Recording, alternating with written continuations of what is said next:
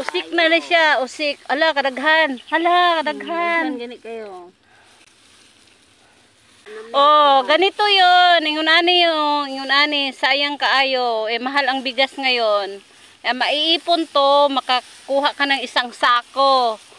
Oh, ganyan siya. Ang dami, 'di ba? Magsikap ka lang. Yan.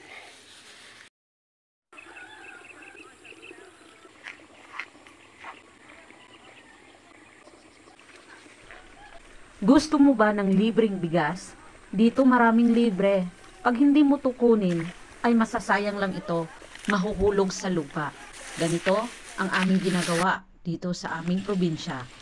Madalas kaming namumulot ng palay dahil wala kaming palayan. Pagkatapos nga na mag-ani ng may-ari ng palayan, ay saka kami pumunta at mamumulot, maninimot nitong mga palay. Pulutin po namin, tiyagain po namin pulutin ito pa isa-isa. Pag nakaipon na kami ng marami ay Ikukot ang Bisaya at ito ay ibilad at para ipagiling at nagkakaroon po kami ng bigas. Ang sako ni Musin, atong kuhaon ba?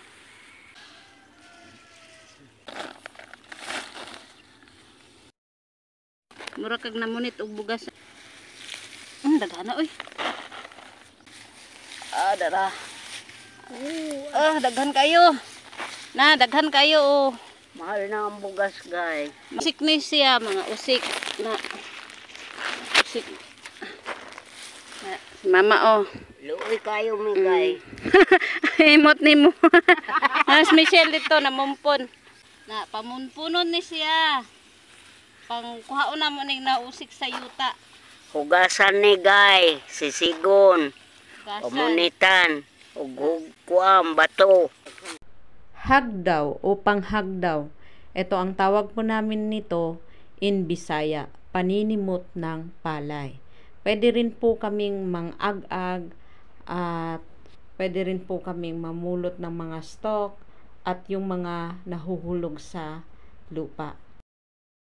Libreng bigas na po ito kung ito ay tiyagain, kaya lang madalang ka nang nakakita ng gumagawa nito ngayon. Nabuhi is life. Kinabuhi is life. Naana mo, natigom. Tanawan ninyo, oh. Ay, panamig, kay namin natigom. Kanit yapon.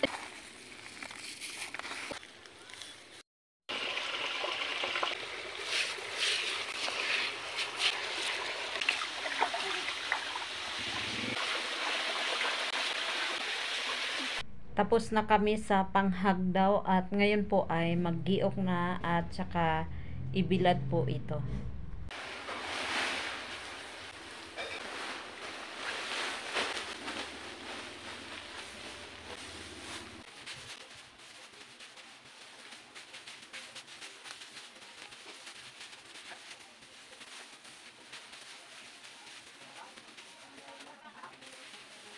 Nakakagutom talaga pag manghagdaw. Naalala ko talaga yung kabataan ko at saka bukod sa gutom ka ay nakakauhaw dahil bilad ka sa ilalim ng sikat ng araw.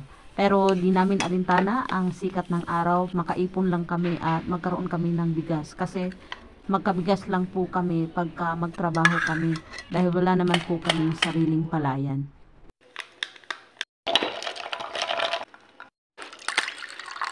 Madalas talaga ulam namin ay yung sardinas at pansit at saka itlog, minsan daing, ayun lang yun ang aming inuulam. At saka hindi mawawala yung naka-tetra pack na juice, yun yung tinitimpla namin.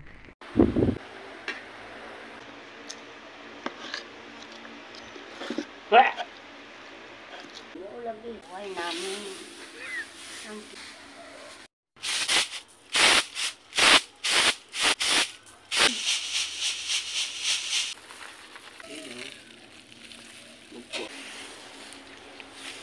Ready na para ipagiling ang palay at nakakuha kami ng 18 kilos na bigas. Kaya pag may tiyaga, may nilaga.